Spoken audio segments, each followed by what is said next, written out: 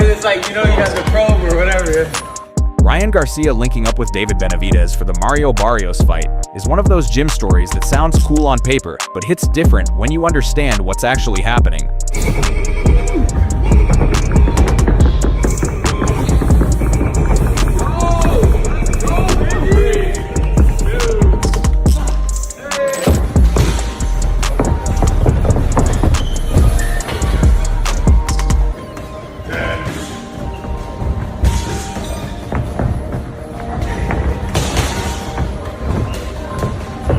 Forget the polished clips you see scrolling through your feed. This isn't some staged sparring session designed for clicks and clout. We are witnessing Ryan Garcia actually soaking up lethal fight intelligence from a man who thrives under the most intense pressure imaginable. David Benavidez hasn't just been training him. Now let's talk about this footage where David Benavidez is throwing strikes at Ryan, and Ryan is trying to do the silly shell, trying to roll his shoulder and then return with an uppercut, just like we said in the war room.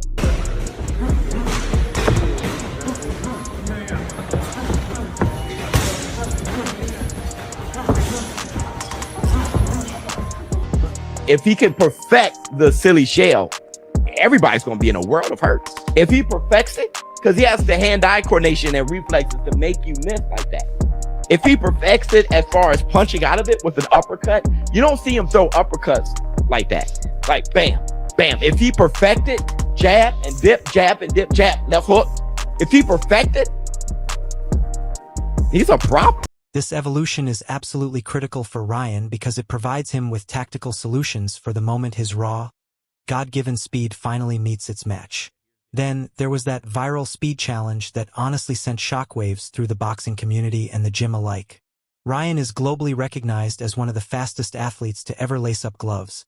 Yet here is David Benavidez, a massive, powerful... It's crazy how David Benavidez, as a cruiserweight, can even keep up with Ryan Garcia as a welterweight. And really, Ryan Garcia is the fastest fighter in the game. And still, David Benavidez, Ryan Garcia doing a speed challenge, and David Benavidez is keeping up.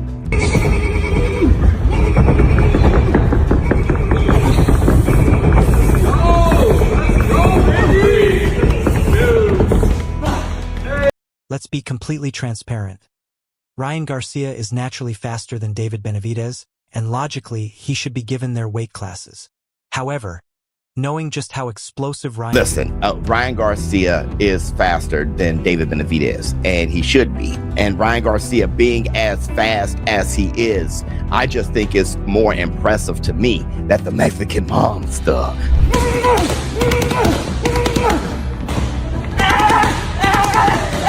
The moment Ryan stops performing like a magician, dropping the misdirection and the optical illusion persona where he dares you to find the hidden hand, the entire atmosphere shifts as Goosen enters the frame.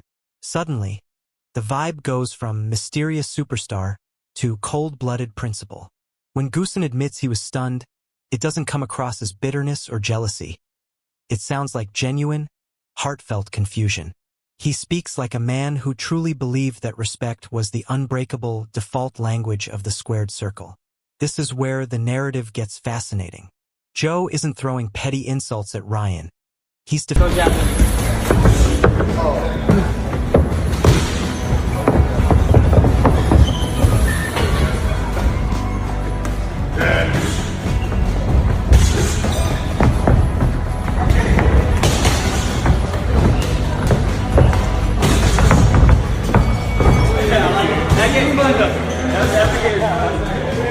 It's like, you know, you have the probe or whatever. This is a classic case of old-school boxing logic crashing headfirst into new-school digital drama.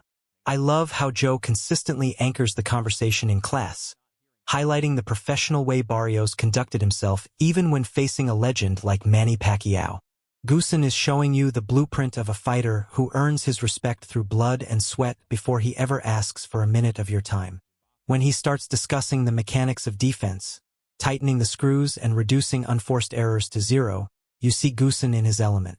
The call for Mario Barrios was like, what fool would turn that down? Right. You know? Right. I mean, it would be absurd.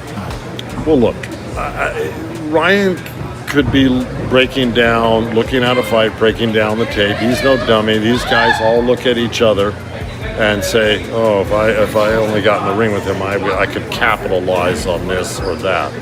I'm not going to give Ryan any idea. What really hits home is Goosen's total refusal to live in the comment section or engage in internet boxing. He stays metaphorically and physically locked inside the gym, focused on the lineage and the craft. While Ryan Garcia's side of the street feels like it's built on smoke, mirrors, and social media momentum, Goosen's side feels like it's forged from blueprints and hardened muscle memory. These are two diametrically opposed energies, and both are entirely intentional. That is exactly what makes this collision so compelling. This isn't just a soap opera about a coach and a fighter. It is a fundamental... But, you know, again, we're both working to the same goal. You want to tighten the screws on the defense to where it's almost impenetrable. Okay? And then, you know, that's the first rule of order, is to get that defense tight. Because at the top of the game, these guys are offensively really accurate. Just as Joe Goosen wraps up his masterclass in discipline and old-school philosophy, Ryan's father, KingRy Garcia, steps into the light, and the energy shifts violently. We move away from technical blueprints and move straight into the realm of belief, family memory, and business that was never finished. You can feel the weight of history when KingRy mentions the amateur rivalry between Ryan and Shakur Stevenson.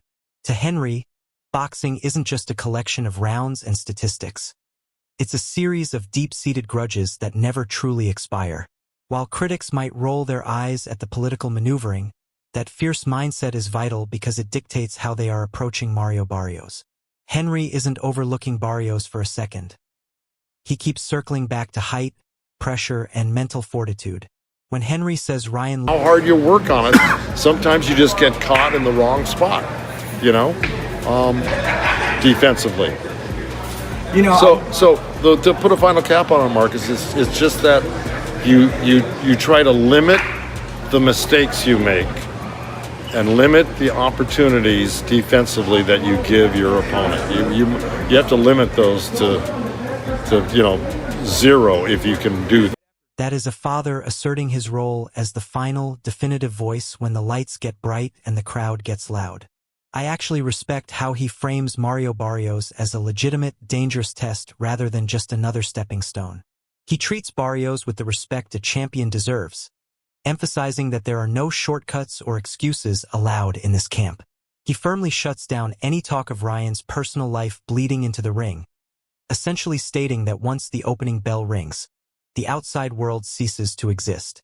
It's a harsh, uncompromising line, but it's the only line a real fighter can take.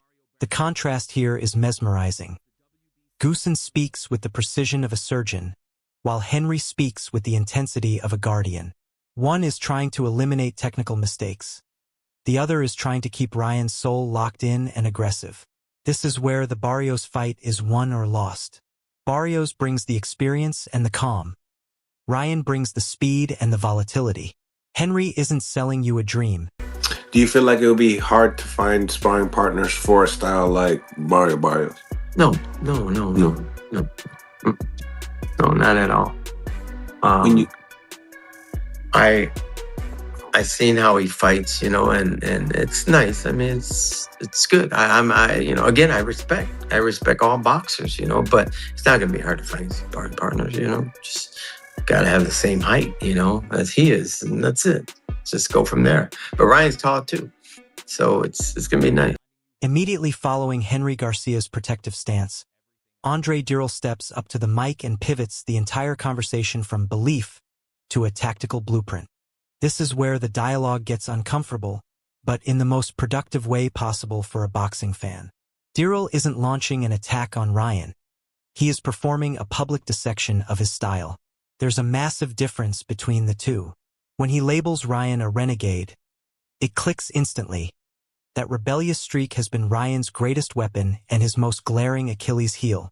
Ryan fights like a man who trusts his superhuman reflexes more than he trusts a coach's script.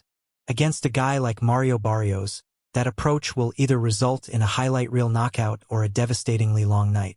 Dirrell keeps hammering home the same truth. Speed and power can win you a moment, but fundamentals are what win you the championship rounds. Especially against... And now you have Barrios, you had Devin Haney too at 47. First things first, we got to get through Barrios, and Barrios he's just somebody you got to, be prepared, be well prepared for, In the comments here, did the divorce affect Ryan at all? Did the what? The divorce. Well, when you step back and look at the full landscape, the picture becomes crystal clear. Ryan Garcia isn't just bouncing between different trainers. He is intentionally stacking layers of perspective. He's taking pressure lessons from the Mexican monster, David Benavidez. He's facing the mirror of structure and discipline through the Goosen Barrios lens. He's maintaining his emotional anchor and unfinished business fire through his father, KingRy. And then you have the veteran voice of Andre Dirrell standing outside the circus, reminding everyone that, at the end of the day, fundamentals still collect the rent. In the eye of this storm sits Mario Barrios, calm, durable, and perfectly content to let the chaos burn itself out. This fight has transcended hype. It is now a definitive test of philosophies. If Ryan can find the sweet spot between his volatility and newfound restraint, he's unguardable.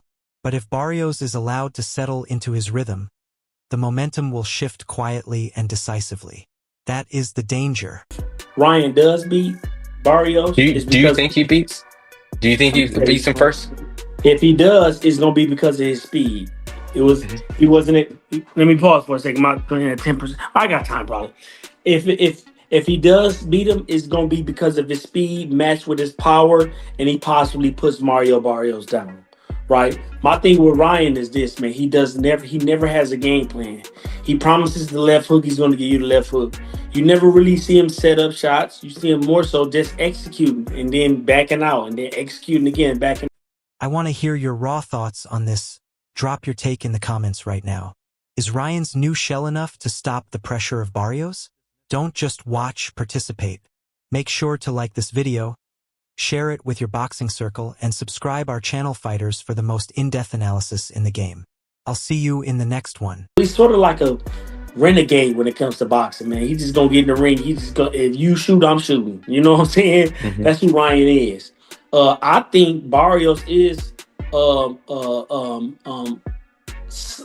really solid in the fundamentals. Like, he's a fundamental boxer first, right? So that can get him past and lead him to winning this fight just off the fundamentals, man. So I don't really know. That's a 50-50.